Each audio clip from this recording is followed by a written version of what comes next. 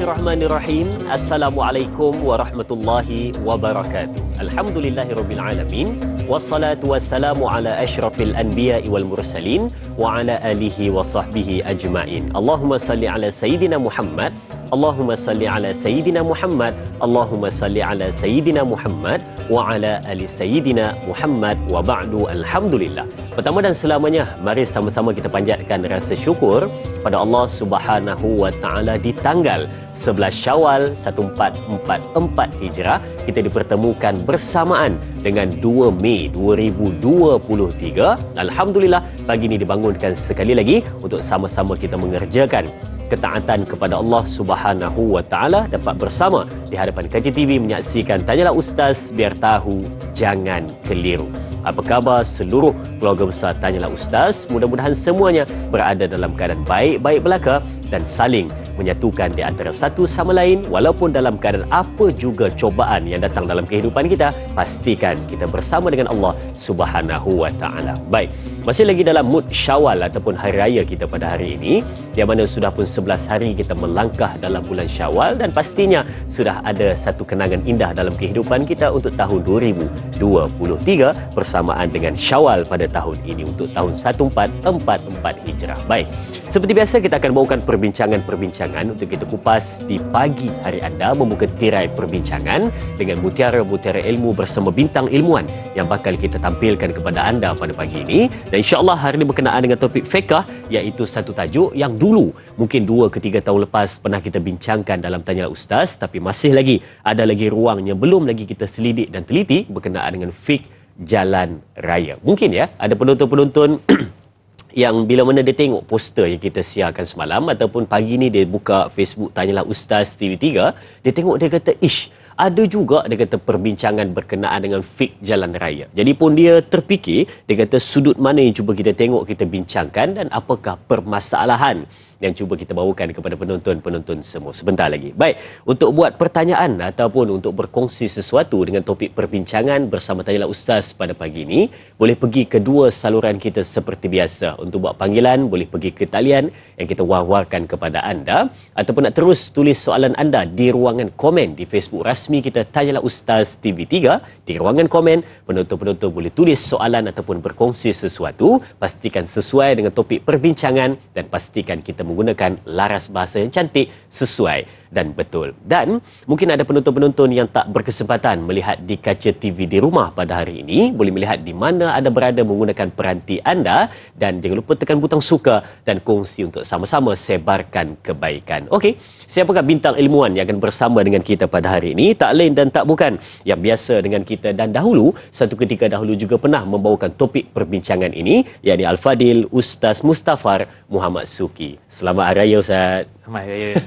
Apa-apa selamat Hari Raya dulu tu. Sebab biasalah kan, bila mana dalam mood suasana raya ni Ustaz kan, memang dia di antara benda yang bermain di mulut ni, asal jumpa orang je mesti nak sebut dulu Selamat Hari Raya Aidilfitri, maaf zahir dan batin. Baik Ustaz, mungkin ada sepatah dua kata awal. Kalau dulu Ustaz dah pernah bincangkan berkenaan dengan fiqh jalan raya ni, dan kalau Ustaz tengok macam mana sambutan penonton dan juga bagaimana orang terfikir berkenaan dengan di jalan raya juga ada satu hukum yang patut kita fikirkan. Silakan Ustaz. Assalamualaikum warahmatullahi wabarakatuh. Innal hamdalillah nahmaduhu wa nasta'inuhu wa nastaghfiruh wa na'udzu billahi min shururi anfusina wa min sayyiati a'malina, may yahdihillahu fala mudilla lahu wa may yudlil fala hadiya lahu. Asyhadu an la ilaha illallah wahdahu la syarika lahu wa asyhadu anna Muhammadan 'abduhu wa rasuluh. Allahumma shalli wa sallim ala sayyidina Muhammad wa ala alihi wa ashabihi wa man tabi'ahum bi ihsani ila yaumiddin. Amma ba'd. Saya mulakan Da'i Azrin, dikabarkan juga baru balik daripada musafir. Baru sampai. Alhamdulillah. Baik, jadi perbincangan semua yang berada dengan kita pada pagi ini, warga besar Tanyalah Ustaz, dan semua hadirin hadirat muslim-muslimat yang dirahmati Allah Subhanahu wa taala. Baik, jadi bila kita sebut tentang fiqh perbincangan ini, maka di sana sudah tentu dia berkait dengan hukum, ya, betul, dan dikait juga dengan perundangan dan juga peraturan yang mana ada dalam kehidupan kita. Maka sebab tu Islam ini dia datang dengan keadaan yang penuh menjaga serba-serbi berkaitan dengan kehidupan manusia, memberikan kebaikan kepada manusia, mengangkat kesulitan dan kepayahan dan sebagainya. Maka itu tujuan hukum dan juga perbincangan perbincangan yang ada di dalam fiqh. Dan bila kita sebut tentang perundangan jalan raya, perbincangannya, peraturan dan sebagainya, maka sebelum itu kita tarik awal dulu bahawa sebenarnya ada perkara yang Allah telah kurniakan banyak nikmat kepada kita, dan Allah sebut daripada surah Zukhruf daripada ayat yang ke-12, 13 dan 14, Allah menyatakan kepada kita litastawu ala zuhurihi thumma tadhkuru ni'mata rabbikum idza stawaitum alaihi wa taqulu subhanalladzi sakhkhara lana hadza wa ma kunna lahu mukrinin wa inna ila rabbina lamunqalibun. Baik, kita biasa baca doa tu je. Ya, tapi rupanya ayat tu sebelum itu dia dah bincang dah.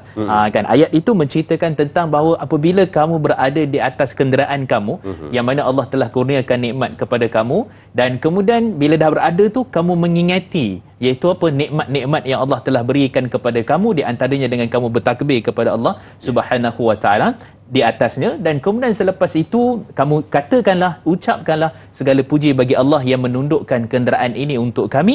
Dan kemudian juga Allah menyatakan bahawa akhirnya walaupun kenderaan, walaupun baik, walaupun elok, dan segala nikmat yang Allah bagi itu, dan kepada Allah kita akan dikembalikan. Jadi ayat ini menjadikan satu kita kata sebagai landasan utama supaya kita tahu bahawa sebenarnya bukan di atas jalan raya tu lagi.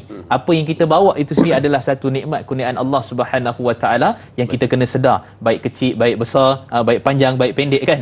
Apa saja kenderaan yang kita ada, maka semua itu adalah daripada kurniaan Allah. Dan sebab tu juga Nabi sebut dalam hadis sahih riwayat daripada Nafi' bin Harith dalam riwayat Imam Al-Bukhari dalam Adab Mufrad, kata Nabi SAW, 3 benda yang membahagiakan, min sa'adati ataupun min sa'adi al-mar'i, kan 3 perkara yang boleh menjadikan manusia itu bahagia, iaitu apa? Pertama, al-maskanul wasi', iaitulah rumah dia yang luas, lapang.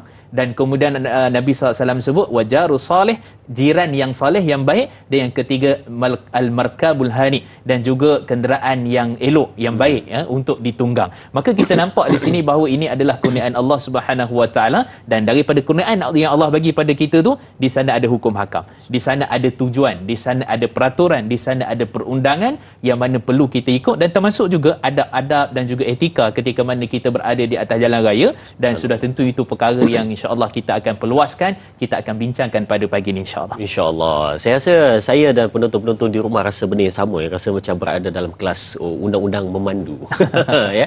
Sebab bila mana kita sebut saja berkenaan dengan undang-undang ataupun hukum hakam di jalan raya, dan bagaimana kita nak menghargai nikmat yang diberikan oleh Allah Subhanahu wa taala berbentuk kenderaan yang tangkas seperti mana disebutkan oleh baginda Nabi SAW sebentar tadi. 3 perkara yang membahagiakan seseorang, salah satunya adalah kenderaan yang elok, tangkas ataupun baik untuk dia gunakan ke mana-mana. Baik, mungkin kita boleh lihat terus soalan pertama di Facebook bagi kita membuka tirai perbincangan kita. Kita lihat dari sahabat kita Jura Azlin Sofian. Kita lihat soalannya, katanya, Assalamualaikum Ustaz. Ada 2 soalan di sini. Katanya yang pertama, apakah takrif fik jalan raya? Apakah yang dimaksudkan? Dan soalan yang kedua, galakan membantu ketika perjalanan adalah sudah satu sunnah, namun perlu dilihat situasi keadaan tersebut. Situasi yang bagaimanakah yang dibolehkan dan tidak dibolehkan untuk menolong ataupun membantu mangsa yang terlibat dalam kemalangan contohnya. Mohon pencerahan Ustaz. Terima kasih. Terima kasih juga sahabat kita Jura Azlin Sofian untuk soalan pembukaan ini. Silakan Ustaz. Bismillah wassalatu wassalamu ala Rasulillah. Terima kasih pada puan yang bertanya. Ada 2 persoalan di situ. Yang pertama tentang isu takrif itu sendiri. Maka bila sebut tentang takrif ataupun maksud, maka kita dapat fahami bahawa sebenarnya bila sebut fiqh, dia tak jauh larinya daripada hukum hakam. Betul. Jadi kalau kita sebut daripada sudut perundangan kita di Malaysia, maka bila sebut jalan raya, maka di sana biasanya terikat dengan peraturan. Betul. Biasanya terikat dengan undang-undang. Maka kita kata daripada sudut fiqh perbincangan, dua-dua itu dipakai.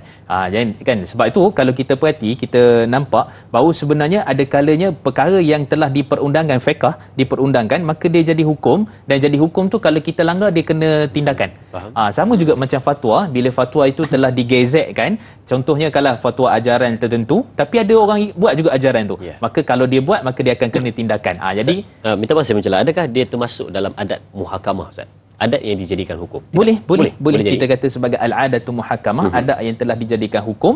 Maka kita dapat faham kat situ apa yang baik, yang elok, menjaga manusia, melindungi daripada segala bentuk ancaman, mudarat dan sebagainya, bencana.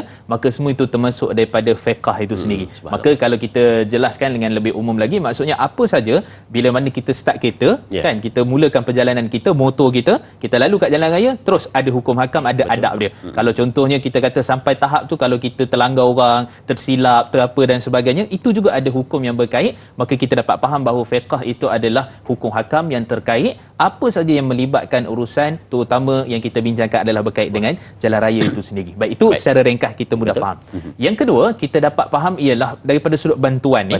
Ada hadis dalam riwayat Imam Muslim ketika mana Nabi SAW melihat seorang lelaki, dia yamilu syamilan atau yaminan, dia memandang ke kiri dan ke kanan. Dia naik kenderaan dan kemudian dia pandang kiri dan ke kanan. Macam ada satu benda yang dia cari, satu hajat. Kemudian kata Nabi SAW, kamu pergi dekat dia dan kamu tanyakan apa yang ia perlukan.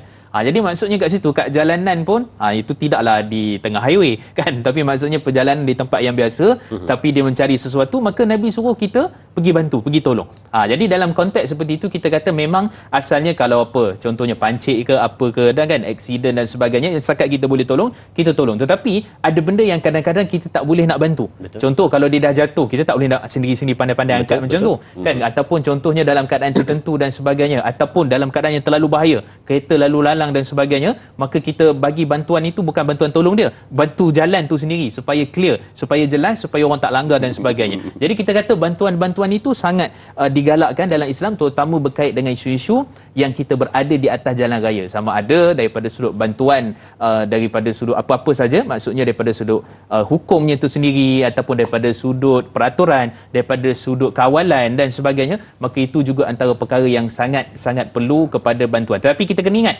dia bukan sewenang-wenang, kalau berlaku apa-apa terus kita kena tolong.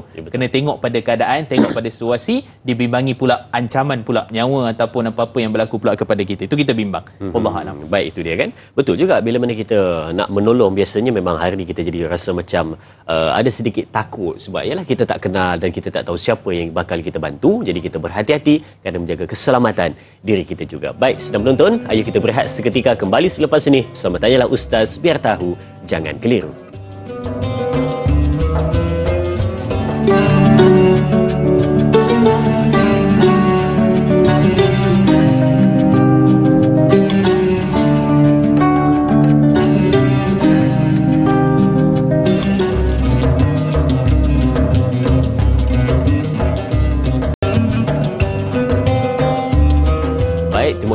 Terima kasih dan terima kasih diucapkan kepada semua penonton keluarga besar Tanyalah Ustaz, biar tahu jangan keliru, dan terus setia bersama dengan kita menantikan perbincangan. Dan pastinya hari ini sudah pun mula, mungkin kembali bekerja ataupun kembali ke sekolah ya. Selepas kita bercuti berhari raya, pastikan anda sentiasa berada dalam keadaan selamat dan sesuai dengan topik perbincangan kita, berhati-hati di jalan raya, ikuti dan patuhi undang-undang yang telah pun ditetapkan dan hukum yang telah pun ditetapkan khususnya di jalan raya demi keselamatan semua. Baik, kita lihat soalan seterusnya di Facebook dari sahabat kita, Mentari Senja. Katanya, Assalamualaikum. Apakah hukum mendapatkan lesen jalan raya melalui lesen beli? Sudah. Beli tanpa menghadiri kelas belajar dan tidak mengambil sebarang ujian, terutamanya pemandu bagi lesen kenderaan berat seperti bas, trailer, lori dan lain-lain. Adakah pemandu akan menanggung dosa selagi ia tidak mempunyai lesen jika memandu di jalan raya? Terima kasih Ustaz. Terima kasih juga Mentari Senja untuk soalan ini. Lesen beli, Ustaz. Silakan. Bismillah wassalatu wassalamu ala Rasulillah. Pertama kita kena faham, lesen tu tak adalah disebut sebagai ada dalam Quran. Ya. Kita cari dalam Quran, dalam hadis tak ada pun suruh ambil lesen kan. Ya.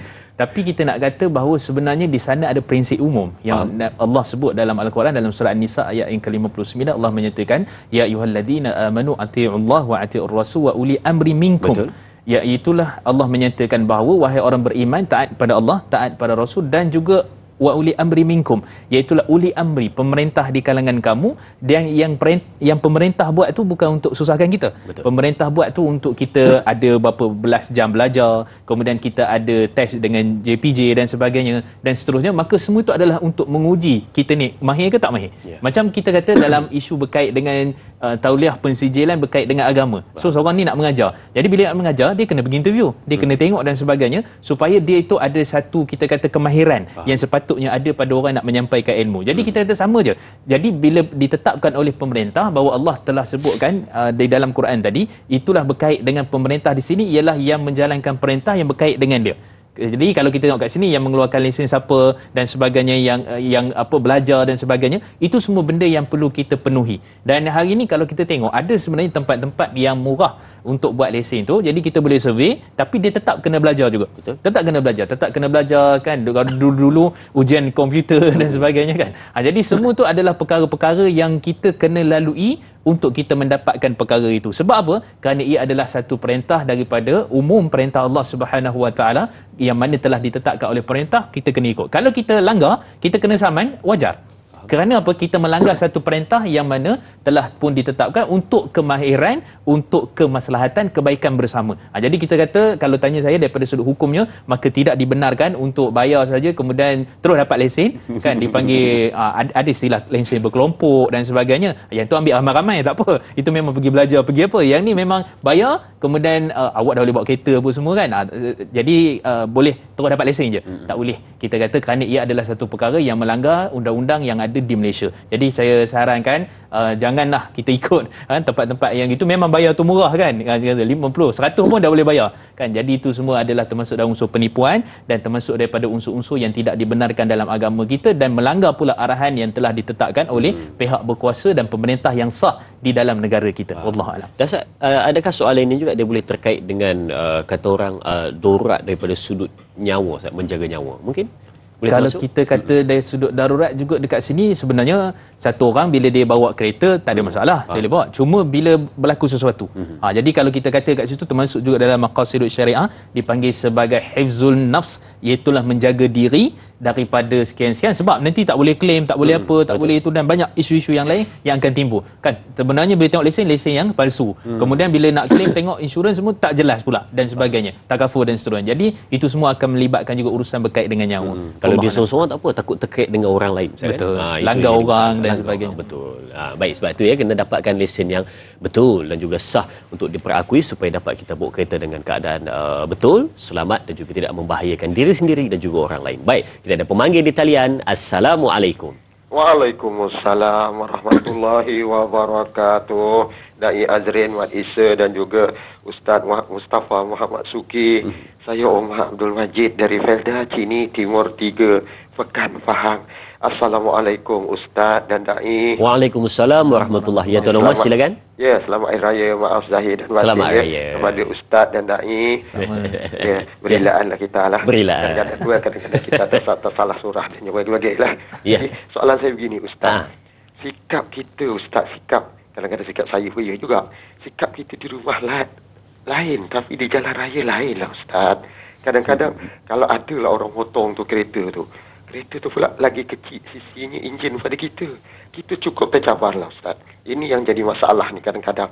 Bila tercabar ni, dia enjin kereta dah kecil, tak potong kereta aku nanti. Jadi dia sikap macam itulah Ustaz. Dia sikap tercabar begitu hebat kalau di jalan raya Ustaz. Jadi bagaimanakah kaedah terbaik lah supaya kita tidak, bila dah tercabar tu dikejar, nanti aku jauh balik semula kereta tu sekarang. Jadi dah jadi macam lumba perlumbaan pula di jalan raya dah macam itu Ustaz. Jadi ini yang jadi masalah ni Ustaz, kadang-kadang berlaku kemalangan pula. Ini yang susahnya Ustaz, menyusahkan orang lain pula samanya. Jadi soalan saya, kaedah terbaik untuk kita mengawal perasaan ni macam mana? Jangan ada perasaan yang kata tercabar apabila kita dipotong oleh kereta yang lebih kecil sisinya daripada enjin kereta kita Ustaz. Itu soalan saya Ustaz ya. Pagi ni kita pantun sikit untuk Ustaz dan Dai. Masak rendang ikan bilis, patuhilah undang-undang walaupun tak ada polis di jalan raya. Terima kasih banyak Ustaz dan Dai. Assalamualaikum. Waalaikumsalam warahmatullahi. Jarang-jarang dengar Tuan Omar berpantun ni. Pantun dua kerap pula tu. apa tadi? Ikan bilis. Ikan bilis. Walaupun tak ada polisnya. Baik, terima kasih Tuan Omar untuk soalan itu. Betul juga katanya kan, berkenaan dengan kita kadang-kadang tiba-tiba di jalan raya jadi sombong, jadi cepat marah, pantang ada sikit je isu di jalan raya, kita dah berubah jadi orang yang tak sabar di jalan raya. Ustaz, mungkin ada komen sedikit tentang isu ni, silakan. Baik, bismillah wassalatu wassalamu ala Rasulillah. Terima kasih pada Tuan Haji. Masak sayur kacang botol. Apa yang Haji cakap tu betul. Saya nak kena fikir je apa nak balas tu. Baik, jadi alhamdulillah terima kasih pada Tuan Haji. Satu perkara yang penting sebenarnya, dia isu cabar mencabar. Isu jadi semangat, isu naik syekh kan. Orang kata kan, dia jadi apa, kita kata pantang dicabar. Jadi sebenarnya pertama sekali kita kena ingat bahawa ada satu hadis yang Nabi sebut dalam riwayat Al-Baihaqi dan sebagainya, hadis yang statusnya hasan yang boleh jadikan hujah. Kata Nabi sallallahu alaihi wasallam, at-ta'anni minallah wal ajlata minasyaitan. Berhati-hati tenang itu daripada Allah dan juga gopoh gapah itu daripada syaitan. Okey, so daripada hadis ni kita kata dalam setiap tindak tanduk perbuatan yang kita lakukan, kita kena faham bahawa sebenarnya kita buat apa. Kan? Jadi kita ni tengah memandu, maka memang akan ada orang yang sisi keretanya kecil kan, tapi laju pada kita kan, contohnya, ataupun kita rasa cabar mencabar dan sebagainya. Ini semua adalah kembali kepada yang tadi. So kalau kita berada tenang saja di jalan raya, kita bawa dengan sebaik mungkin, kita tak ada anasi yang boleh pengaruh kita. Kan, tak ada anasi yang boleh orang ni nak laju ke nak apa, kita tetap biasa je, tak ada masalah. Jadi di situ yang dipanggil sebagai ketenangan itu.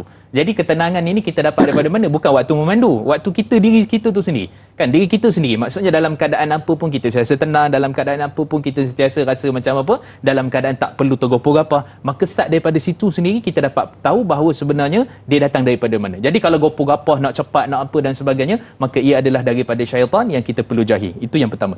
Yang kedua, daripada sudut kita kata perjalanan itu sendiri, ataupun daripada sudut kita tu sendiri, kita tadi kan baca doa. Jadi kita kena faham sebenarnya apa yang kita baca tu. Kita kata Allah tundukkan kenderaan ini untuk kita, dan kemudian ini adalah nikmat Allah yang kita syukuri, dan akhirnya kepada Allah kita akan dikembalikan. Jadi sebab tu doa tu sangat penting, dan tampallah dekat dashboard, tak apa kan, maksud dia sekali tu pun tampal kan, ataupun kita ni kan dan sebagainya. Itu satu benda yang kadang-kadang pun kita terlupa kan, saya pun terlupa kadang-kadang, naik tu terlupa dah. Jadi sebab tu tampal, ingatkan supaya dalam doa itu dia mengandungi satu perkara yang kita bersyukur, nikmat, dan juga adalah perkara yang Allah kurniakan yang paling terbaik. Maka dengan sebab itu, dengan kita apa pun keadaan pun, kita diasak ke, kita dicabar ke ataupun apa, maka tetap kita berada dalam keadaan ketenangan.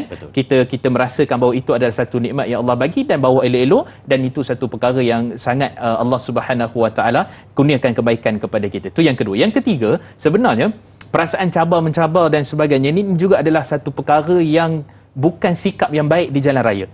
Kan, sebab tu daripada sudut peraturan kadang-kadang lebih laju pula kan, cabar mencabar, sikap tu sikap ni tak puas hati dan sebagainya lah. Kadang-kadang tu tampal la ilaha illallah belakang kita, tapi dia punya bawa masya-Allah kan. Jadi itu juga perkara yang mana sebenarnya nak mendidik hati kita dalam setiap apa keadaan sekalipun. Maka kita kena ada tiga perkara tadi, dan kita pastikan bahawa walau apa keadaan sekalipun kita tetap tenang, tetap dalam keadaan yang harmoni dan keadaan yang baik ketika mana kita memandu, dan jangan tergopoh-gopoh. Wallahualam. Subhanallah. Kadang-kadang betul kita terfikir juga yang jenis tak sabar, yang jenis suka bergaduh di jalan raya, sebenarnya dia orang ni hanya memikirkan tentang diri dia sendiri yang dalam keadaan runsing ataupun tercabar, tapi dia dah lupa di jalan raya itu masih ada lagi orang yang tetap menggunakan jalan raya bersama dengannya. Saling menjaga, saling menghormati, dan juga jaga keselamatan semua orang. Baik, kita ada pemanggil di talian. Assalamualaikum. Waalaikumsalam warahmatullahi wabarakatuh. Ya tuan. Saya pada Hitam, Penang. Ya Tuan Elias, silakan soalan tuan. Assalamualaikum Ustaz dan juga Dani. Waalaikumsalam. Waalaikumsalam warahmatullahi. Soalan saya di sini tentang kenderaan yang tak diselenggara dengan betul. Main redah ya. Tidak, minyak hitam tak ada, minyak enjin lah ni. Tidak ada kering, minyak brake pun tak ada, tayar, angin pun tak cukup angin lah kata.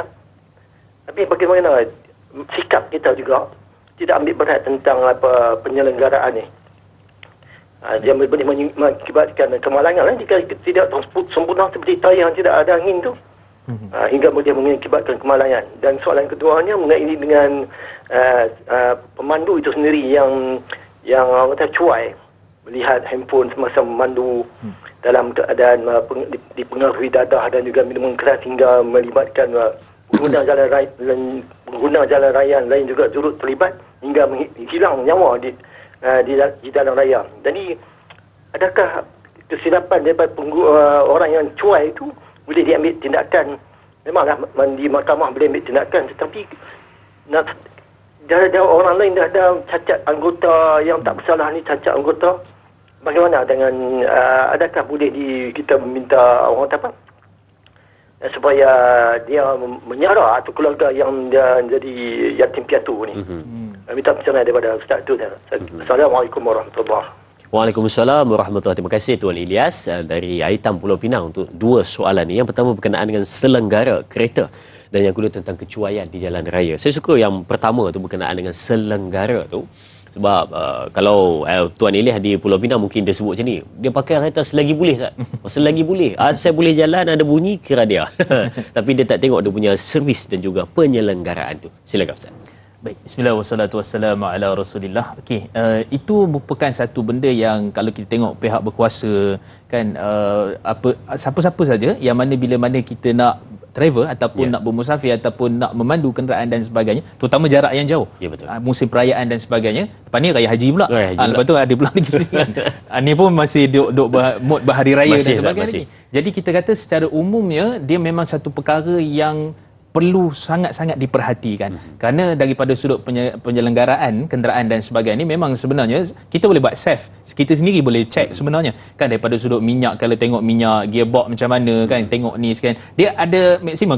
Kalau rasa-rasa macam susah, tak berapa nak pandai, bila pergi bengkel tu tanyalah sikit-sikit. Hari ni kita nak belajar pasal minyak hitam, maksimum minimum apa macam mana dia punya tu kan. Okey, lepas tu nak tengok spark plug ni macam mana kan, nak tengok tayar dia macam mana, angin dia agaknya macam ni, nak isi ni sebagainya. Kita belajar semua benda dalam kehidupan kita, terutama dalam isu hari ni kita ada AI apa benda check dan sebagainya, semua boleh buat lah kan, semua kita boleh belajar.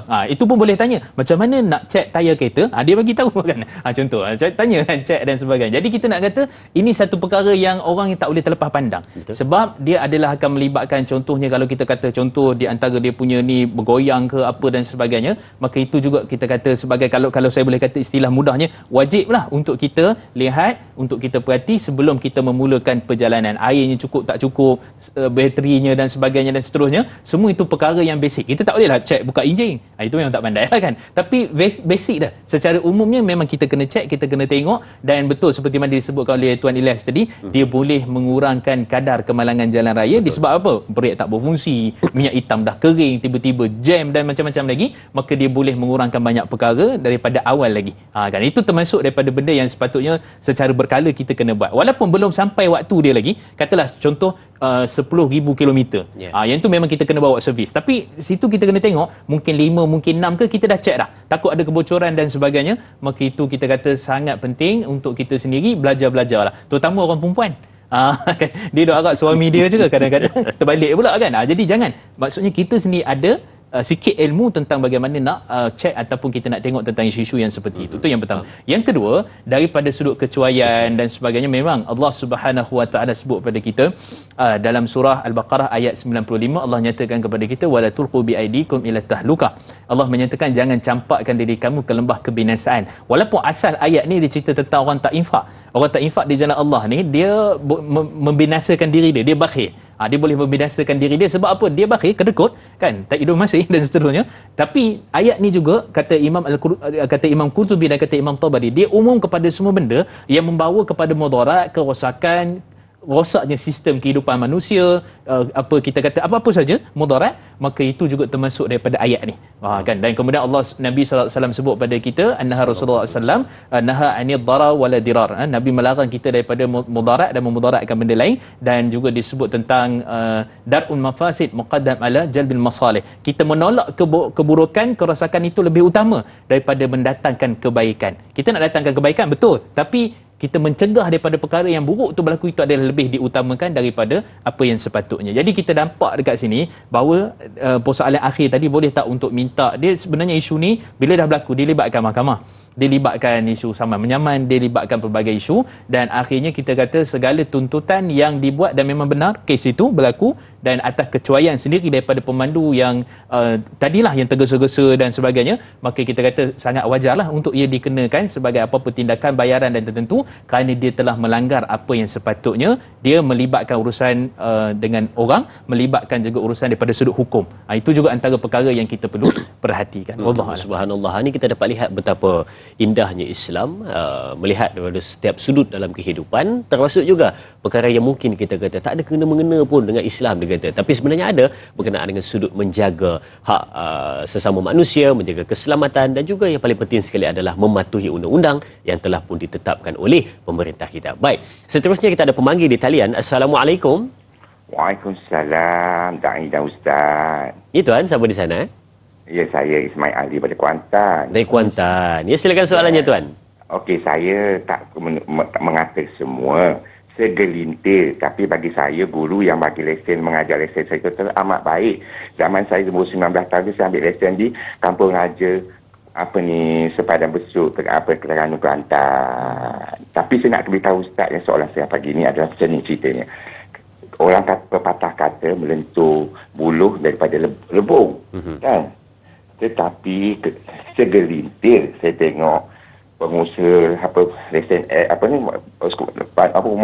untuk mendapatkan lesen L ni, kadang-kadang cara dia orang sendiri memandu membawa kereta lesen L. Kadang-kadang mengajar anak murid pun tengah main telefon, kadang-kadang tengah macam melenggok ke atas, tak steady macam mana dia sebagai seorang pengajar. Dan segelintirnya ikut suka je, tak pakai seatbelt. Kadang-kadang kita tengok, kadang-kadang mana tidak memberi tunjuk ajar yang betul. Orang kata, jadi anak-anak murid tu macam mana nak menunjuk cara yang betul, betul tak? Jadi sama ada saya tak tahulah, orang kata dia terbang tak terbang tu saya tak pernah alami benda tu. Tapi saya tak tahulah, saya harap segelintir guru-guru yang macam tu bila membagi pengajaran, amanah yang diberi, bayaran telah dibayar, ajar cara yang betul. Jadi kalau anak murid tu dapat lesen yang tak betul, dia akan memandu cara yang tak betul. Terutama kadang-kadang dia sendiri bawa kereta memandu lesen A tu, nak masuk simpang, tak bagi signal juga. Jadi kita tengok dia sendiri tak betul, macam mana dia nak mengajar orang yang betul? Tapi sikap kata semua segelintir yang kita jumpa di jalan-jalan raya, kan? Okey, pandangan saya Ustaz, apakah hukum daripada segi pandangan Islam jika kita membuat pekerjaan tidak amanah? Apakah pendapatan kita daripada mata kaca Islam? Okey, saya minta pencerahan daripada Ustaz. Assalamualaikum. Waalaikumsalam warahmatullahi. Terima kasih Tuan Ismail Ali dari Kuantan. Ustaz Kuantan juga Saya Kuala Lipis. Oh, Kuala Lipis. Salah, itu Kuantan orang lain. Ya, terima kasih soalannya tuan berkenaan dengan satu penelitian, pandangan dan juga satu luahan yang sangat baik bagi saya untuk soalan pada hari ini berkenaan dengan mengajar tetapi dia sendiri tidak menunjukkan contoh yang baik, teladan yang baik kepada mereka yang diajar. Ustaz, silakan. Baik, bismillah wassalatu wassalamu ala Rasulillah. Terima kasih pada Tuan Ismail. Satu persoalan yang jarang dibangkitkan. Betul. Bagus. Berkenaan dengan isu ni, beliau menyebut tadi segelintir dan saya pun sebut betul lah ada segelintir yang memang dalam keadaan seperti itu dan kita kena ingat bahawa ia adalah satu amanah tadi dibangkitkan dan kemudian Allah sebut dalam surah Al-Maidah pada ayat pertama Allah menyatakan ya ayyuhallazina amanu aufu bil uqud, wahai orang-orang beriman tunaikan akad, itulah kontrak. Kata Imam Ibn Abi Zaid, kontrak perjanjian. Kontrak perjanjian ni apa? Dalam isu bab muamalat. Jadi kalau kita kerja tu isu muamalat, maksudnya kita dengan majikan, kita dengan institut pemanduan dan sebagainya itu adalah kita sebagai cikgu, sebagai guru. Maka kita kena penuhi perkara itu dengan sebaik mungkin. Sebab kita nak mengajar generasi dan yang banyak ambil lesen tu adalah orang-orang muda. Betul. Di kalangan orang-orang muda yang memang nakkan kepada lesen memandu dan sebagainya, maka sudah tentu kita kata itu adalah perkara yang perlu dititik beratkan. Seolah-olah kita kata jangan jadi ketam mengajar anak jalan betul lah. Dia tak betul juga, dia kiri juga kan.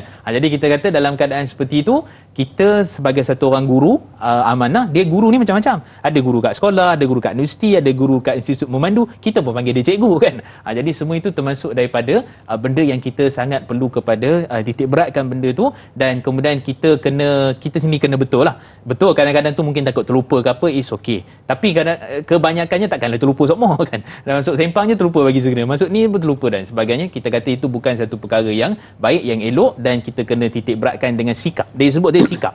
Sebab sikap manusia ni dia boleh berubah dengan tak boleh berubah di atas diri dia sendiri. Betul. Kan. Jadi sebab tu innallaha la yughayyiru, sesungguhnya Allah tidak akan yughayyir, maksudnya mengubah nasib satu kaum itu, melainkan kaum itu sendiri yang mengubahnya. Jadi di sini merujuk kepada bahawa sebenarnya dalam semua sikap tindak tanduk perbuatan kita sendiri nak beriman, kita sendiri nak bersikap baik, yang nak elok, adab, etika dan sebagainya nak kena ikut, semua tu adalah asalnya kepada kita. Maka saya kata memang sangat wajar persoalan ini dibangkit, dan perlunya kepada kita memperbetulkan balik kalau ada terlepas pandang, tersilap pandang dan sebagainya pada perkara-perkara yang sepatutnya kita kena berada pada landasan yang betul. Jadi kita kata kena perbaiki. Kalau dalam keadaan sebelum ni, kalau dipertanyakan tadi tentang isu soal gaji dan sebagainya, kalau dia tak mengajar, itu cerita lain lah kan.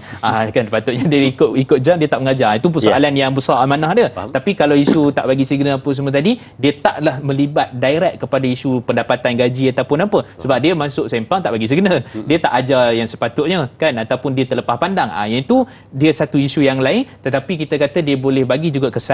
Dan yang paling penting adalah kita nakkan kepada betul-betul kita mendidik generasi yang sepatutnya.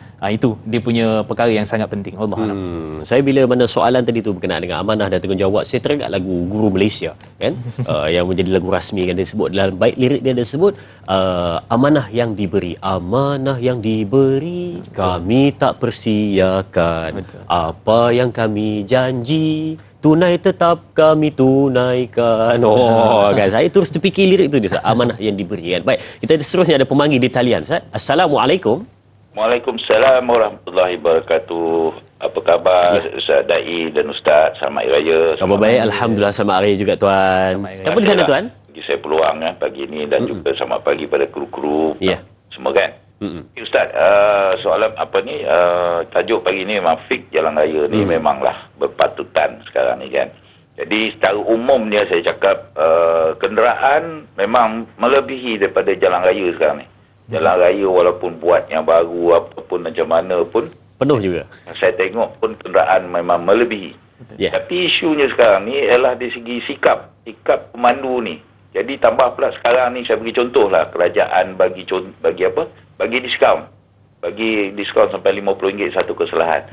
Isu pada saya sekarang ni dah bertahun-tahun. Sebab apa saya tengok sikap manusia ni yang memandu ni khususnya kan memang susah nak ubah. Sebab dia orang kata okey, besok kalau ada kerajaan akan umumkan diskaun. Jadi dia orang kata aku buat kesalahan pun tak ada kisah semua kan. Jadi dari segi fik jalan raya ni Ustaz kan, saya nak tanya dengan Ustaz, adakah cara sekarang ni mengikut cara Islam ataupun apa kaedah yang relevan yang Ustaz boleh bagi pada manusia ni lah, khusus yang memandu ni, supaya dia orang rasa macam bertanggungjawab.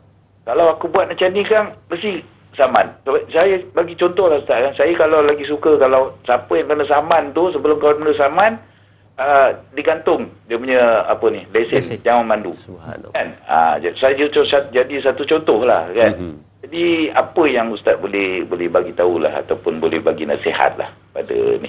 Okey, itu saja Ustaz. Terima kasih. Assalamualaikum warahmatullahi wabarakatuh. Waalaikumsalam warahmatullahi. Terima kasih tuan untuk soalan berkenaan dengan bagaimana kita nak mendidik supaya mereka ni bertanggungjawab di atas jalan raya. Baik, perbincangan itu ataupun soalan itu kita akan kupas selepas ini. Kita berehat seketika, kembali selepas ini bersama Tanyalah Ustaz. Biar tahu jangan keliru, jangan ke mana-mana.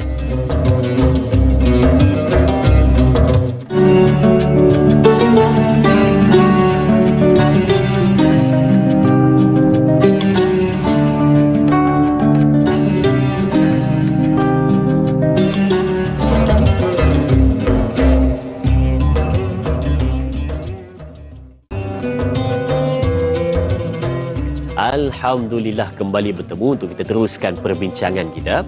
Tadi sahabat kita Tuan Baharudin, kalau saya tak silap bertanyakan soalan pada kita berkenaan dengan bagaimana kita nak mendidik masyarakat di Malaysia khususnya yang memandu di atas jalan raya, yang hari-hari menggunakan jalan raya, supaya ada sikap bertanggungjawab dan juga faham sebenarnya undang-undang dibuat bukan untuk dilanggar tapi untuk dipatuhi. dan diikuti. Jadi macam mana cara terbaik mungkin kita boleh fikirkan pada hari ini? Mungkin penonton-penonton ada juga cara-cara yang boleh dipikirkan, boleh tulis di ruangan komen untuk sama-sama kita kongsi pada hari ini, sambil-sambil tekan butang share untuk ajak sahabat kita ramai lagi melihat Tanyalah Ustaz pada pagi ini, mungkin di Kaca TV ataupun di Tanyalah Ustaz TV3 Facebook rasmi kita. Ada siaran secara langsung, mungkin kita boleh fikirkan apa cara yang terbaik. Tapi sebelum tu, jom kita dengarkan dari Al-Fadhil Ustaz berkenaan dengan cara untuk mendidik masyarakat supaya bertanggungjawab di atas jalan raya. Silakan Ustaz. Baik, bismillah wassalatu wassalamu ala Rasulillah. Terima kasih pada Tuan Baharudin. Persoalan yang betul kita kena fikirkan sama-sama. Kan ada setengah orang dia kata beli kereta mahal, takkan bawa pelan, takkan bawa 70, kenalah bawa laju. Kena saman. Itu alasan-alasan lah. Ada orang pula kata takkan exhaust senyap je, bagi bising sikit lah. Dia kata meter sampai 220, takkan nak tekan 70. Membazir pula. Bazir. Kemudian nanti akan ada pula contohnya apa pula, nombor flat fancy kan dan sebagainya, kata tak apa kalau ni pun saya bayar. Betul, bayar betul. Ada pula orang akan kata tak apa, bayar tak apa, nanti tunggu diskaun 50% contohnya kan, 70%, RM50 je bayar kan. Jadi ini semua alasan-alasan yang akhirnya akan menjadikan semua orang menganggap benda tu kesalahan kecil. Menganggap benda tu adalah satu benda yang kita kata tak ada masalah, kita boleh buat, kita boleh selesai, boleh apa, tak ada isu kan. Jadi kita nak kata, kita kembali semula, sebenarnya kalau ikut daripada sudut perundangan ataupun peraturan, kita ada dua akta yang paling besar. Kita ada yang dipanggil sebagai akta jalan ataupun kita kata kenderaan bermotor dan sebagainya 1987, dan kita ada akta lalu lintas 1958. Semua section ada bawah ni. Section apa? Section nombor flat, section apa, section tu apa, semua kesalahan-kesalahan tu kalau kita baca, kita nampak semua benda tu melibatkan kesalahan yang kadang-kadang tu kecil tapi dia boleh kena saman, kena tindakan itu dan sebagainya. Jadi kalau kita nampak tadi, satu benda yang kita kena faham jelas sekali ialah sikap manusia ni dia memang macam tu. Dia akan pergi kepada benda-benda yang rasa dia boleh bayar, dia boleh adjust, dia boleh apa, ada diskaun apa, dia akan buat. Jadi kita kata peraturan seperti mana Da'i sebut tadi, dia bukan peraturan supaya kita pergi langgar peraturan. Peraturan adalah satu benda yang kita kena ikut. Jadi kalau ikut daripada sudut Islamnya, daripada sudut hukumnya, peraturan yang telah setiap yang ada, yang telah digubal, yang telah diguna pakai, maka itu peraturan juga melibatkan fiqh. Maksudnya wajar kalau kena saman, wajar kalau kena tindakan, wajar kena tarik lesen ke apa, sebab dia adalah untuk mendidik manusia. Tapi kita tak naklah sampai dah kena saman apa semua, kena tarik lesen apa semua. Kita nak ialah kita patah balik ke belakang ialah daripada sudut hukum itu sendiri. Maka sudah tentu daripada sudut hukum, benda yang boleh merosakkan manusia, benda yang boleh memudaratkan diri kita, benda yang boleh berikan kesan-kesan sampingan dan sebagainya, itu satu benda yang Islam tidak benarkan.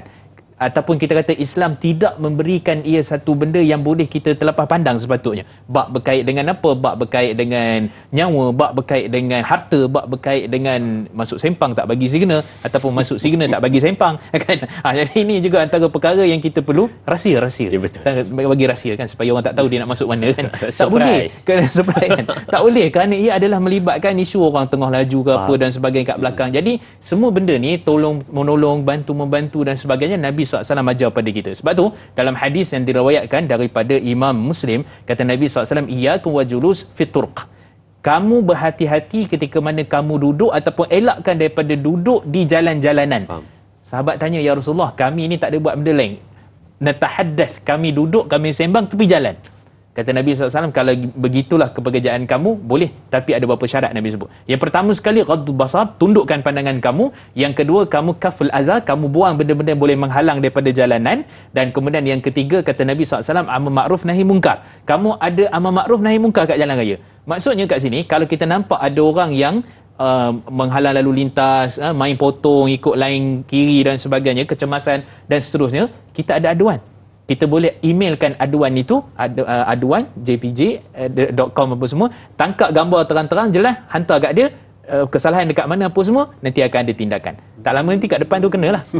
Kan, nak menceritakan bahawa sebenarnya kita ada proses, kita ada perundangan, kita ada cara, kita ada kaedah. Cuma sikap itu yang perlu kita ubah dulu, bukan daripada perundangan semata-mata, tapi daripada sudut hukum. Kita dah tahu dah, ramai orang nak guna, ramai orang yang nak kita kata berkhidmat dan sebagainya, maka di situ sendiri kita kena letakkanlah satu perkara yang sangat penting untuk baiki sikap kita. Wallahualam. Subhanallah. Terima kasih Ustaz untuk pencerahan itu, dan seterusnya kita ada pemanggil di talian. Assalamualaikum.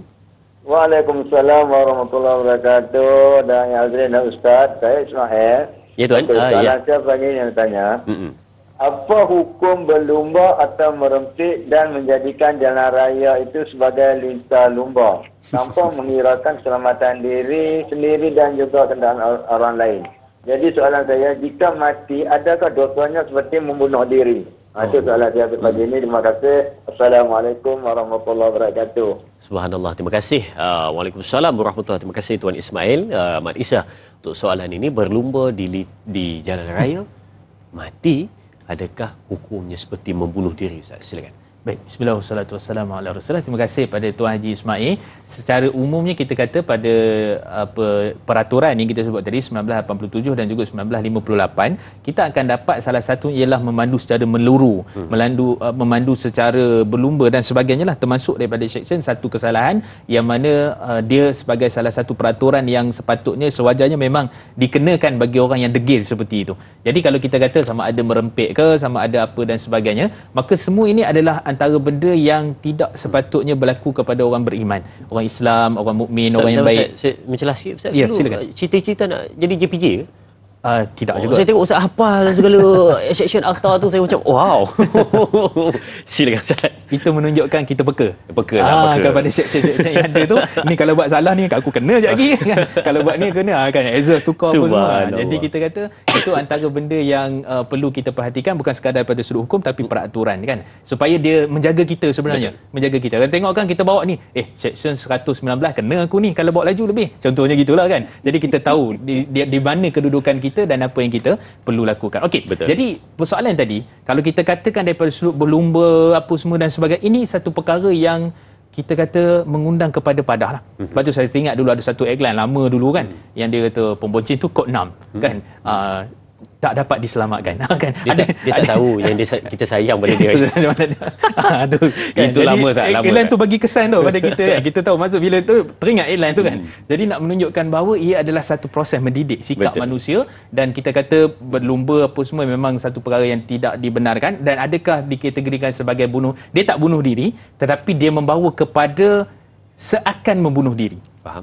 Okey, sebab tu kalau kita tengok dia membunuh secara sengaja, membunuh seakan sengaja, dan juga dia tidak sengaja. So ada 3 kategori pembunuhan yang ada dalam Islam, dalam fiqh jenayah. Tapi yang ni dia kategori yang kedua, seakan sengaja. Sebab apa? Dia bawa laju. Dia bawa laju, kemudian helmet tak pakai dan sebagainya kan. Kemudian wheelie lagi dan macam-macam lagi lah kan. Semua perkara-perkara itu boleh membawa kepada seakan sengaja.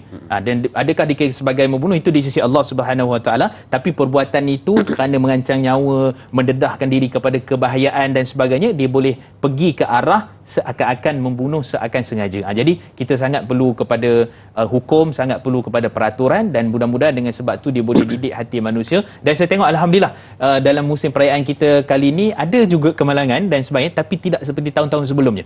Mungkin daripada sudut kesedaran, daripada sudut peraturan itu telah pun ada kesedaran yang tinggi di kalangan masyarakat. Alhamdulillah teruskan. Jadi mudah-mudahan itu dapat menjaga kita diri sendiri dan juga kepada orang yang berada di sekeliling kita, insya-Allah. Baik. Itu untuk jawapan persoalan sebentar tadi, dan ada lagi yang cuba kita bangkitkan berkenaan dengan fiqh jalan raya. Tapi selepas ini kita berehat seketika, kembali selepas ini bersama Tayalah Ustaz, biar tahu jangan keliru.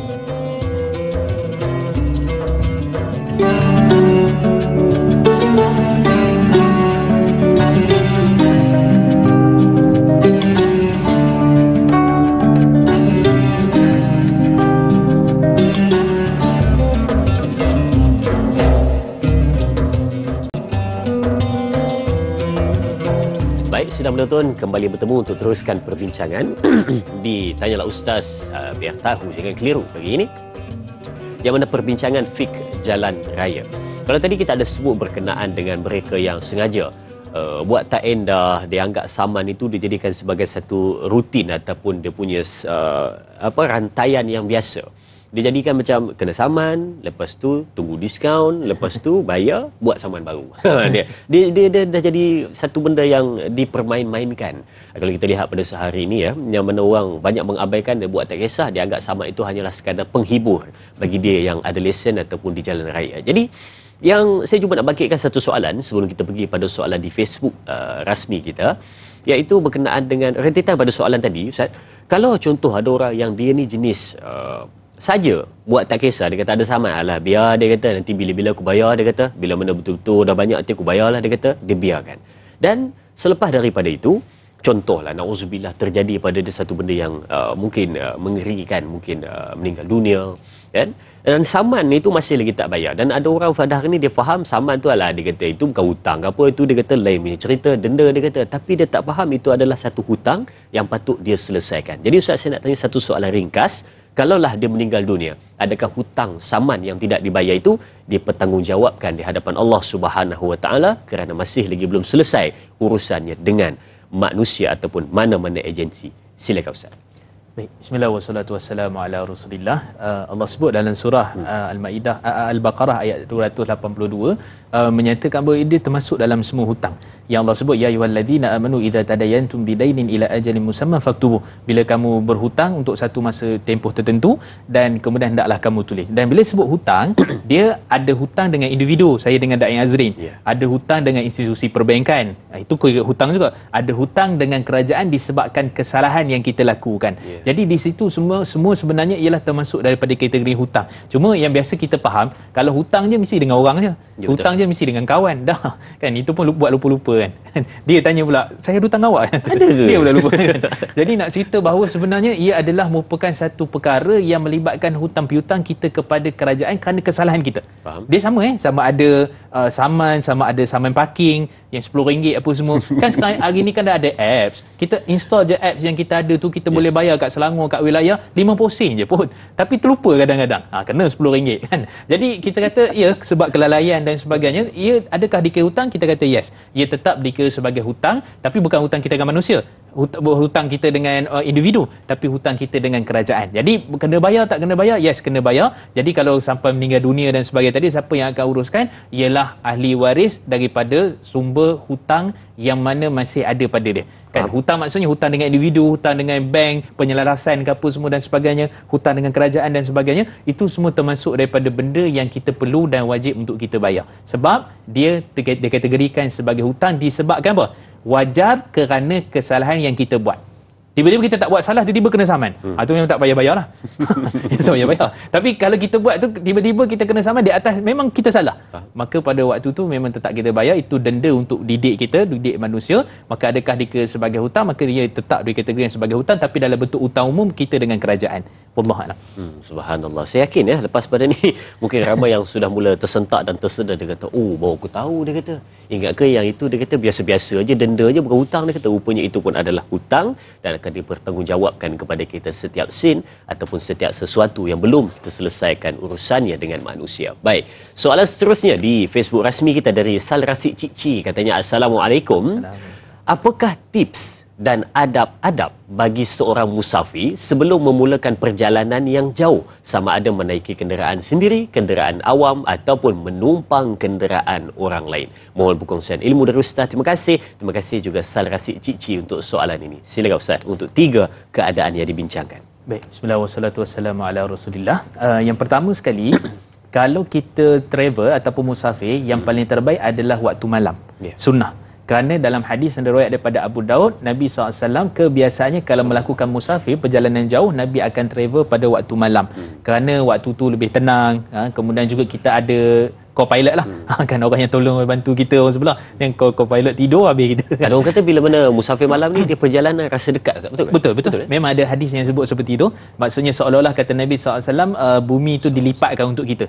Seakannya maksudnya gitu. Ada yang kata itu khas untuk Nabi. Tapi hakikat sebenarnya dia lebih mudah. Dan kata Al-Hafiz Imam Ibn Hajar dan Imam Al-Munawi, dia bukanlah satu benda yang wajib. Tapi dia adalah satu benda saranan untuk kita bermusafir pada waktu malam. Kerana itu adalah sunnah Nabi SAW. Itu yang pertama. Tapi waktu malam tu ada waktu dia tau. Jangan pukul 1. Dia waktu yang paling tak bagus untuk kita nak travel apa semua ni, dia ada waktu dia. Sebab waktu tu memang sepatutnya waktu orang tidur, waktu orang apa dan sebagainya. Malam tu maksudnya apa? Lepas Isyak contohnya gitu, ataupun awal-awal subuh pukul 5 pagi. Tu maksud dia punya waktu tu. Kalau selain pada waktu tu, kalau kita tengok dari kajian-kajian sains mereka buatkan keluar kajian data dan sebagainya, mereka kata waktu-waktu yang kita waktu tu kadang-kadang kita tak sedar. Sebab biasanya kalau kita tidur dengan pemanduan 90 km per jam, kalau kita tertidur dalam tempoh 5 saat saja, kita punya kereta adalah 160 meter bergerak ke hadapan. Dalam 150 meter jarak 5 saat tu, macam-macam benda boleh berlaku. Dengan sebab kita tak cukup tidur dan sebagainya lah. Okey, itu yang pertama. Yang kedua, kita lihat juga ialah daripada sudut sunnah-sunnahnya adalah doa lah. Doa tu jangan tinggal, doa yang biasa kita baca tu. Yang ketiga, antara sunnah Nabi SAW dalam riwayat Imam Tirmizi, bila mana mendaki tempat yang tinggi, Nabi akan bertakbir Allahu Akbar.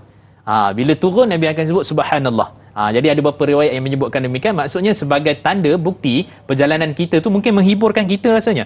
So daripada mengantuk dan sebagainya, kita pun takbir Allahu Akbar macam tu kan. Ni kenapa pula ni yang kata malam raya, bukan malam raya tapi takbir. Tapi itu sunnah dia. Kan, itu yang ketiga. Yang keempat, kita kalau boleh, waktu kita adab dan etika yang paling terbaik waktu kita tu, dia ada beberapa perkara. Pertama, jangan terlampau kenyang. Yang pertama, jangan terlampau kenyang. Yang kedua, jangan terlalu lapar. Dia kena sedang-sedang.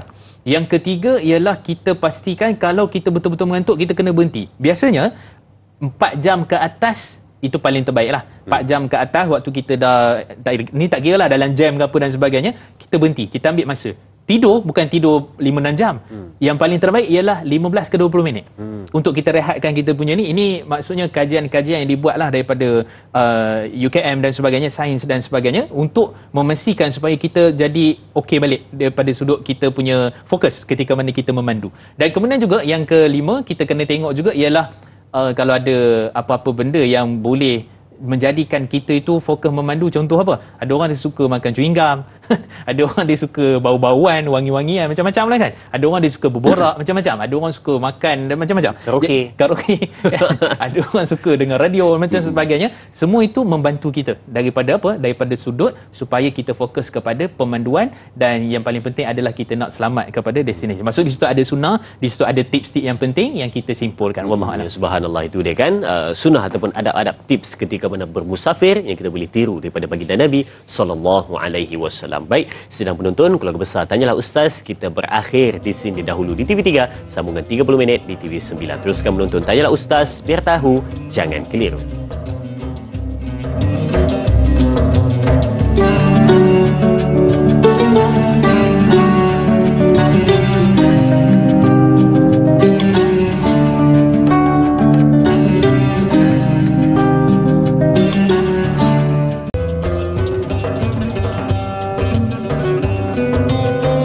Kita kembali bertemu untuk tips dan juga bagaimana fik di jalan raya. Bagaimana hari ini kita melihat situasi yang sangat penting untuk kita perhatikan, bagaimana adab-adab, hukum hakam, tips dan juga bagaimana kita nak selamatkan diri kita dan juga orang lain ketika mana khususnya berada di jalan raya. Ini banyak benda-benda yang tak diingini berlaku. Jadi bagaimana kita nak selesaikan dan juga bagaimana kita nak melihat apakah perkara yang patut kita ambil peduli khususnya berkenaan dengan keselamatan. Baik. Kalau tadi kita ada soalan daripada sahabat kita Sal Rasid Cikci, dia sebut berkenaan dengan bagaimana tips dan adab ketika mana kita ni bawa kereta sendiri, ketika bermusafir, kenderaan awam dan juga bila mana kita menumpang orang lain dengan kenderaan mereka. Jadi ada adab dan tipsnya. Kalau tadi kita dah sebut berkenaan dengan kereta sendiri dan juga musafir, mungkin Ustaz ada sedikit lagi nak ditambah berkenaan dengan tips dan adab untuk kenderaan awam dan juga bagaimana ketika kita menumpang kenderaan orang lain. Silakan Ustaz. Baik, bismillahirrahmanirrahim. Ala Rasulillah. Terima kasih kepada dai hadirin. Bila kita melihat kepada tumpang orang, kenderaan awam dan sebagainya, dia sebenarnya di sana ada lebih lagi ada adab dia. Kan? Lebih lagi. Secara umumnya ada adab yang kita sebutkan di awal tadi, maksudnya sunnahnya dan sebagainya. Dan kemudian juga daripada sudut yang pertama ialah daripada sudut kebersihan. Kan, kebersihan. Kita kadang-kadang betul lah kita naik kereta e-hailing dan sebagainya kan. So kita jaga ada adab tu, kebersihan dan sebagainya, termasuk juga bila mana kita menumpang dan juga termasuk ketika mana kita di dalam kenderaan awam. So kadang-kadang tu makan kuaci lah, kacang lah, semua tinggal dekat dekat belakang bas punya ni kan, kalau naik bas lah kan. Jadi kita kata itu juga antara benda yang sangat penting. Dan ada tempat-tempat tertentu yang memang kita tak boleh makan, dia makan juga. Situ nasi lemak kan. Jadi kita kata ada tempat yang tak boleh makan, jangan makan lah. Boleh lewat saat pergi kerja. Ada tempat yang tak apa yang boleh makan, boleh, tapi kita jaga ada adab. Itu pertama, sudut kebersihan. Yang kedua, kita menumpang dan sebagainya juga kita kata tengok daripada sudut apa. Kadang-kadang ada orang dia suka nak share, kita share minyak lah apa dan sebagainya. Ada orang yang memang tak mengharapkan pun, maksudnya betul-betul tumpang. Kebetulan sekampung. Kampung kat mana? Saya Bagan Serai. Bagan Serai kan. Contohnya tumpang nak Ezrin balik dan sebagainya kan. Jadi di sini kita kata Kuala Lumpur ke sana Ustaz? Dia tak apa, kita sekat satu jalan. Kan? Jadi maksudnya numpang tu pandai-pandai lah kan. Bukanlah masuk suri isi minyak ke apa, tapi daripada sudut apa? Daripada sudut kebersihan tadi, daripada sudut kita punya apa kita kata pandai-pandai lah kalau dah menumpang kan. Tolonglah bantu-bantu lah, ulur-ulur lah sikit kan. Jadi itu juga termasuk. Dan kemudian juga antara adab-adabnya ialah sebenarnya orang nak bukanlah terlalu apa sangat, tapi terima kasih. Kan? Kerana kata Nabi SAW, man lam yashkurun la yashkurullah, dalam riwayat Imam Ahmad, siapa yang tak terima kasih pada manusia, dia tak terima kasih kepada Allah Subhanahu Wa Taala. Dan kemudian yang ketiga, Allah sebut kepada kita, wala tamshi fi ardi maraha, jangan kamu berjalan di atas muka bumi dengan keadaan sombong. Kan kalau orang dah tumpangkan kita menyombong pula kan. Jadi kita kata sombong, takabur dan sebagainya, kita ni hanya menumpang. Kita kena ingat balik tu kan. Jadi kita kata itu semua ada adab yang kita perlu perhatikan, dan yang pastinya yang paling penting selamat sampai. Dan kemudian kita sebagai common sense, kita tahu antara kita dengan kawan kita, sahabat kita, kenderaan awam ataupun sebagainya, kalau ada orang yang memerlukan tempat duduk, bagi dia dulu. Itu semua benda-benda yang sebenarnya Islam tak perlu ajar pun, tapi Islam ajar satu persatu supaya di sana ada hormat menghormati, di sana ada pahalanya, dan di sana ada kebaikan di antara kita. Wallahualam. Tapi yang biasa kita jumpa Ustaz, bila mana tumpang, kalau dalam atas jalan ketika mana kereta tu bergerak, dia akan bercakap tak berhenti, gelak, ketawa. Bila sampai stesen minyak je, automatik dia akan tidur. Tips Ustaz, tips ya. Macam-macam kita biasa jumpa. Baik. Okey, seterusnya soalan dari sahabat kita Intan Zurin Abdul Razak, katanya Assalamualaikum. Ada dua soalan di sini. Yang pertama, adakah setiap cemuhan atau monolog, dialog terhadap pemandu yang lain tidak didengari oleh pemandu itu kerana kita dalam kereta kita akan tetap dipersoalkan di padang mahsyar kelak? Dan soalan yang kedua, bagaimana mahu minta maaf atas segala kesalahan itu kerana kita tak kenal pun siapa mereka? Jadi terima kasih kepada sahabat kita Puan Intan Zurin Abdul Razak untuk soalan ini. Saya serahkan kepada Ustaz. Maki orang tapi orang tu tak dengar Ustaz. Dalam kereta kita dengan radio je, dengan steering. Macam mana Ustaz? Silakan. Baik, bismillah wassalatu wassalamu ala Rasulillah. Pertama, Allah ingatkan kita dalam surah Ali Imran pada ayat 134, Allah menyatakan kepada kita wal kadhiminal ghaidh wal afina 'anil nas. Orang yang mana dengan keadaan dia marah, kemudian dia maafkan kesalahan orang tu, maka itu antara orang yang Allah sebut kadhimin, kan? Orang-orang yang memang mudah-mudahan mereka ini di antara orang yang sangat tinggi imannya, kecekalannya dan juga takwanya kepada Allah Subhanahu Wa Taala. Baik, itu yang pertama. Yang kedua, memang kadang-kadang maki orang ni dia ada beberapa keadaan.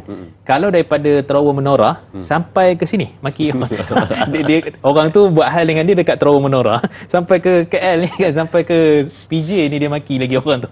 Yang itu memang satu perbuatan yang tidak baiklah.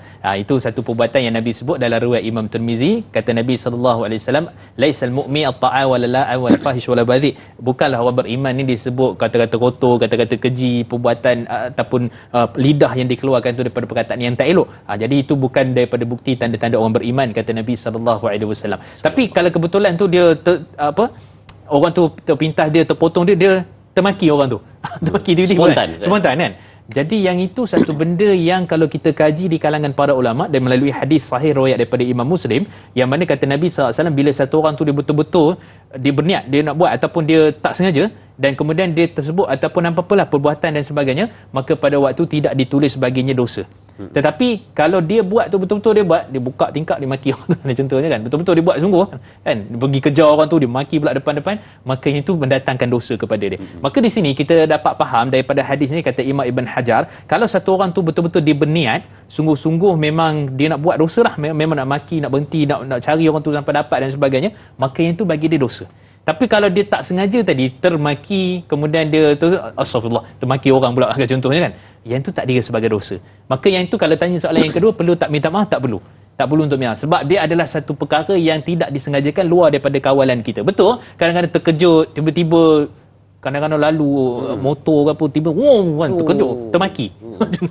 Jadi waktu tu tak kira sebagai dosa, dia spontan, dia tak ni. Tetapi kalau macam saya sebut tadi, kalau daripada Terawa Menora sampai KL lagi dia duk maki orang, itu bukan spontan, itu bukan spontan lah, itu satu dosa. Yang itu dia kena mohon kemaafan lah kepada orang tu secara umum. Kalau dia tak jumpa pada waktu itu, dia minta ampun kepada Allah Subhanahu Wa Taala. Wallahu a'lam. Satu hal pula nak kena viralkan, minta maaf ya kepada kereta sekian-sekian, buplik sekian-sekian, saya termaki awak tadi. Allahu Akbar kan. Jadi kita kena berhati-hatilah ya, supaya kita ni tak mengeluarkan kata-kata yang tidak baik, kata-kata kesat, khususnya bila mana di atas jalan raya, yang mana ketika mana berjumpa ataupun dalam kereta pun hati-hatilah. Walaupun tak dikira sebagai dosa, tapi kita menjaga lisan kita bercakap perkara yang baik-baik. Sebutlah subhanallah ataupun Allahu Akbar. Baik.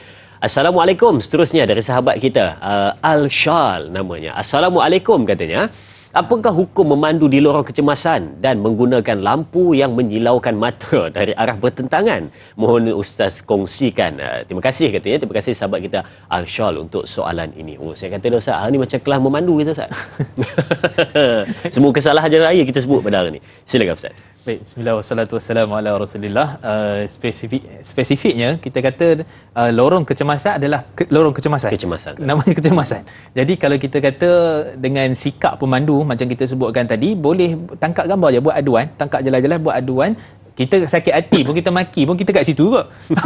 Kan? Kita takkan kita nak ikut dia juga kan kat lorong kecemasan, nanti kita pula kena dan sebagainya. Maka kita kata di sana ada aduan, ada tempat yang memang telah disediakan oleh pihak berkuasa dan sebagainya untuk kita buat aduan. Kan masuk sempang melulu, masuk sempang apa dan sebagainya, maka tak ada masalah untuk kita buat aduan, kerana itu adalah cara mendidik. Tahu-tahu saman sampai. Tu cerita dia. Rupa-rupanya lah kan. Jadi itu sebab apa? Sebab apa orang tak puas hati lah, sebab dia buat kesalahan lah. Itu cerita dia. Okey, itu satu. Yang kedua ialah berkenaan dengan peraturan dan perundangan dan sebagainya tadi. Dia lampu pun ada spesifik dia. Ada spesifik dia, keterang, apa dia punya terang dia punya apa dan sebagainya. Jadi antara sebab kenapa ada spesifik itu, sebab macam tu lah. Silau tak nampak keadaan depan, ada lampu-lampu tertentu yang memang apa spot dan sebagainya. Jadi itu antara perkara juga yang perlu sangat-sangat diperhatikan. Sebab dia bukan isu kita puas hati dengan kereta kita. Kita juga nak pastikan bahawa orang berada di sekeliling kita adalah selesa. Dia tidak, itu juga boleh melibatkan kemalangan sebenarnya. Kan nak kalau yang bertentangan dengan kita betul-betul kita ada dua lane, dua lorong kiri kanan, yang itu memang kadang-kadang saya pun silau kadang-kadang kan dalam keadaan seperti itu. Jadi nama nak saya bagi pakai tahu empat mata ni lagi silau Ustaz. Dia tembak ke kacamata kan. Ada orang kata kita kena ubah soal lampu ke belakang. Bagi lampu belakang, bagi pula kat dia kan. Tapi ceritanya ialah tak selesai masalah kerana asalnya berpunca daripada sepatutnya memenuhi spesifikasi yang telah ditetapkan oleh pihak berkuasa, tapi kita langgar dan itu boleh membawa kepada kecelakaan ataupun boleh membawa mengganggu orang-orang berada di jalanan. Dan kita kena ingat balik bahawa sebenarnya jalan ni untuk semua orang bayar tol, semua orang bayar cukai dan sebagainya, maka laluilah bersama-sama dan juga kita saling bantu-membantu dan melindungi antara satu sama lain. Wallahualam. Cantik Ustaz, jawapan Ustaz berikan kepada kita sebentar tadi, mendidik manusia supaya beradab dan juga sentiasa mematuhi peraturan yang telah pun ditetapkan di jalan raya. Baik, kita berehat seketika, kembali selepas ini bersama Tanyalah Ustaz. Biar tahu jangan keliru, jangan ke mana-mana.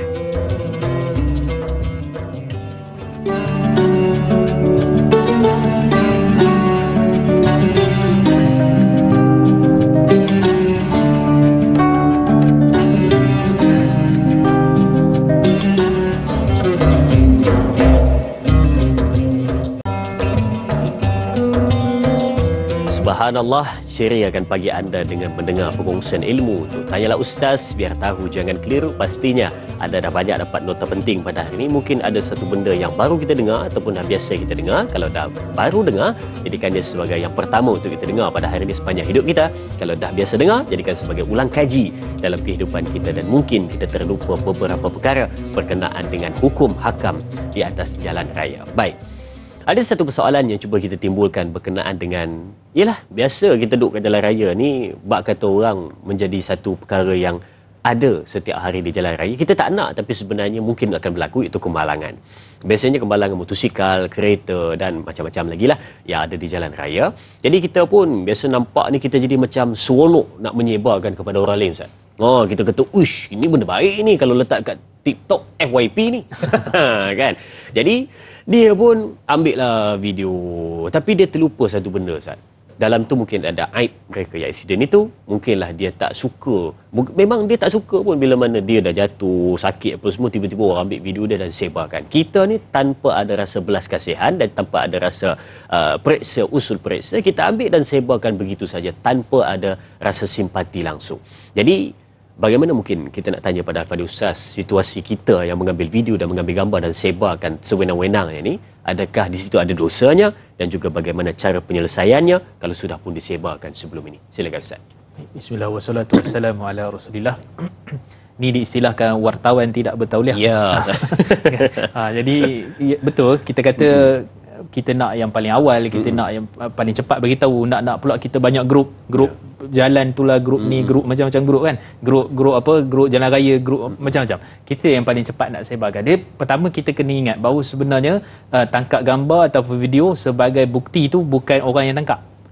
Yang kemalangan tu kalau dia boleh dia dapatkan bukti-bukti tu. Itu antara sebab bila mana kita kemalangan ataupun kita accident, antara benda yang kita kena buat adalah bukti-bukti tangkap gambar kereta, keadaan kereta apa semua tu, yang itu memang antara salah satu benda yang kita kena buat bila mana kita accident. Kan? Tapi yang masalahnya yang buat tu bukan kita. Orang yang lalu tu. Boleh jadi jam dan sebagainya, rupanya jam sebelah sana.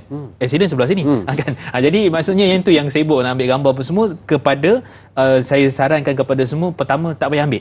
Tak payah ambil sebab ia adalah satu benda yang kita tak tahu apa hakikat sebenar, apa yang berlaku. Lepas tu masuk konten orang maki pula, ada kata dia yang salah, sebenarnya bukan dia yang salah kan. Jadi kita kata tak faham situasi keadaan itu boleh menjadikan satu benda yang lain pula akan timbul, daripada sudut fitnah pula, daripada sudut aib pula, daripada pelbagai. Jadi kita kata pertama tak perlu ambil gambar pun, tak perlu ambil video, tak perlu ambil gambar. Bukan kita yang sepatutnya ambil, tapi orang yang accident ataupun orang yang berada di tempat kejadian saja, untuk memastikan keadaan tu, untuk buat report ke ataupun untuk panggil pihak berkuasa ke, ambulans ke, polis ke dan sebagainya. Itu saja yang terbabit. Yang orang yang lain tu tak perlu ambil gambar, tak perlu apa. Kerana kalau kita tengok banyak dah benda ni berlaku sebenarnya kat Malaysia, yang accident, yang kadang-kadang isteri dia tengah terbakar, suami keluar, dia tangkap gambar, ni bagus, ni viral, ni bagus ni kan. Kemudian juga yang tengah accident motor berkuasa tinggi apa semua, tengah terbakar, tengah minta tolong, ambil video. Jadi kita kata ini satu benda yang aib, yang sepatutnya sikap masyarakat kita ni kan, ni dah 2023 dah. 1444 Hijrah dah kan. Ada lagi sikap yang seperti ni kita tak tahu dah kan. Jadi kita nak kata ia bukan satu benda yang sepatutnya kita buat, kita lakukan. Cukup orang yang accident ataupun yang terbabit di kawasan tu untuk ambil bukti-bukti keterangan dengan gambar-gambar yang sepatutnya sudah cukup. Kan, apatah lagi pihak berkuasa. Baik lagi serah kepada mereka, kita tak payah jadi wartawan bertauliah. Wallah, tidak bertauliah. Dia nak jadi orang pertama Ustaz untuk sebarkan apa yang dia nampak di depan mata tanpa mengira situasi dan juga apa yang akan berlaku selepas daripada itu, natijah yang akan berlaku. Baik, seterusnya soalan di Facebook dari sahabat kita Tuan Muhammad Faizal Ahmad. Katanya, Assalamualaikum. Sedang kita terperangkap di jalan raya yang jam, tiba-tiba beberapa buah kereta dengan selamba memotong barisan dan menyelit di hadapan kita. Ketika kita juga nak cepat sebenarnya, bagaimana nak pujuk hati supaya mengalah dan husnuzon, sedangkan dalam hati berkobar-kobar perasaan geram dan marah kepada pemandu yang kurang sivik sebegini, katanya. Mohon perkongsian ilmu dari Ustaz. Terima kasih. Terima kasih juga sahabat kita Tuan Muhammad Faizal bin Ahmad. Silakan Ustaz. Baik, bismillah wassalatu wassalamu ala Rasulillah. Terima kasih pada Tuan Faizal. Cara Ustaz senyum tu macam pernah kena ya Ustaz. Satu soalan yang sangat baik ditimbulkan. Sebelum husnuzon dan baik sangka, tagak gambar lu. Tagak gambar. Itu dia. Kan, sebab dia tu berada di tempat yang salah. Maksudnya lorong kecemasan, dia nak masuk depan kita apa semua tu, tangkap dulu gambar. Dengan keadaan seperti itu, nanti orang tanya pula, yang tangkap gambar tu salah ke tak? Dia akan tanya pula. Sebab dia tangkap gambar sewaktu dia memandu kan. Jadi kita kata kalau tengok daripada sudut spesifikasi yang telah dikeluarkan oleh JPJ dan sebagainya, mereka suruh tangkap gambar ya.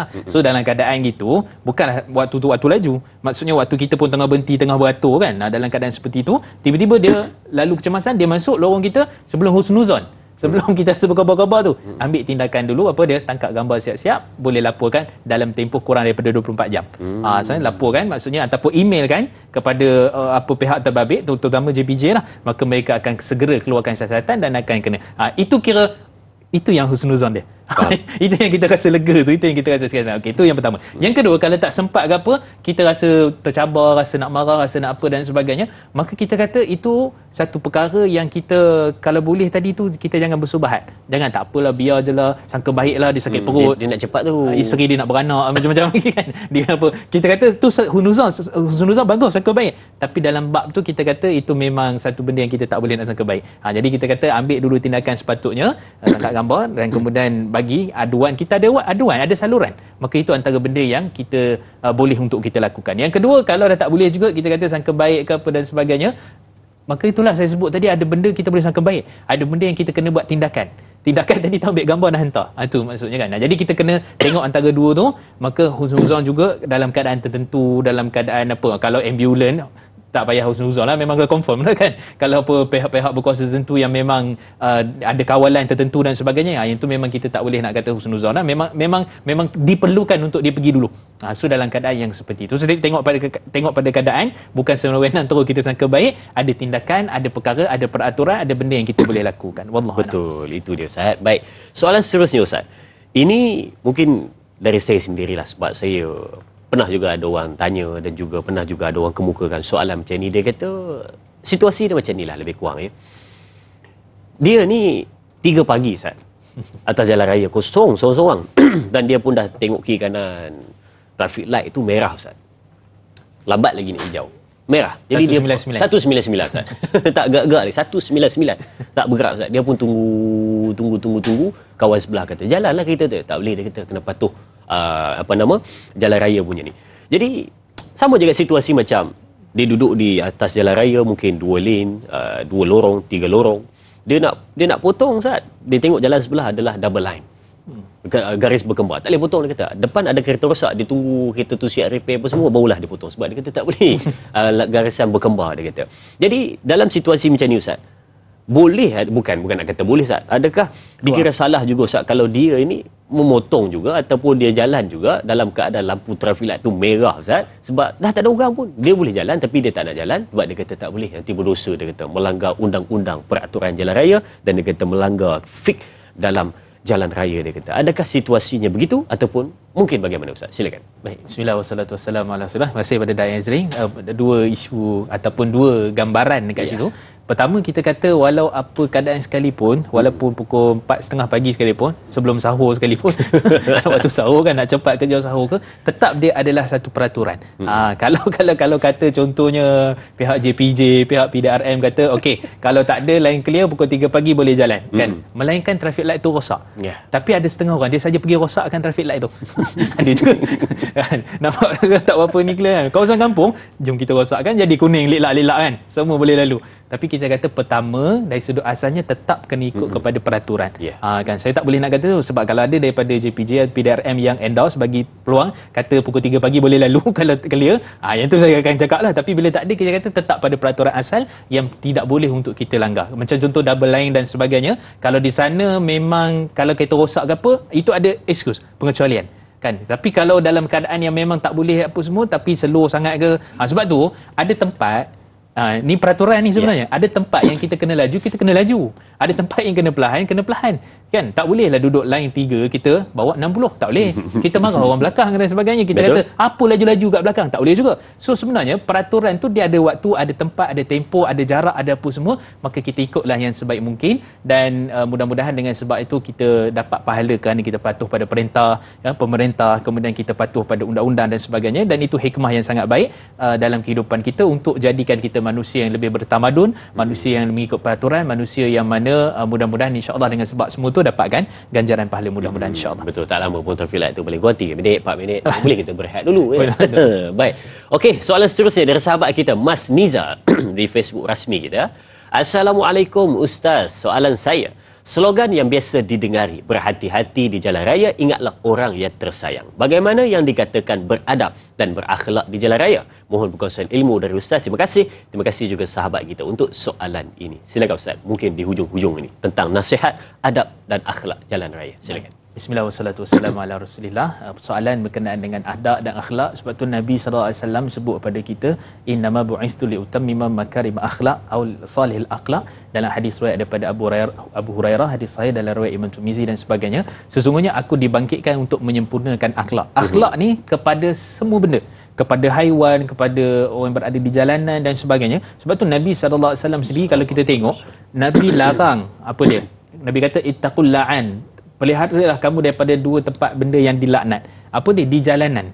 Di jalanan buang benda-benda kotor, buang sampah dan macam-macam lagi lah kan. Menyusahkan orang lain, buang tin, buang pisang, macam-macam kan. Jadi semua itu kita kata daripada sudut akhlak, adab dan etika ketika mana kita memandu. Itu yang pertama. Yang kedua, Nabi sebut juga tentang akhlak ini ialah daripada sudut perjalanan kita tu, kita tidak boleh untuk bukan membuang, maksudnya kita kata qada hajat ataupun apa-apa di tempat-tempat yang terbuka, tempat-tempat yang sebagainya kan, kadang sakit perut kan, RNA penuh dan sebagainya, tandas beratur, dia kata ikut dan je lah kot.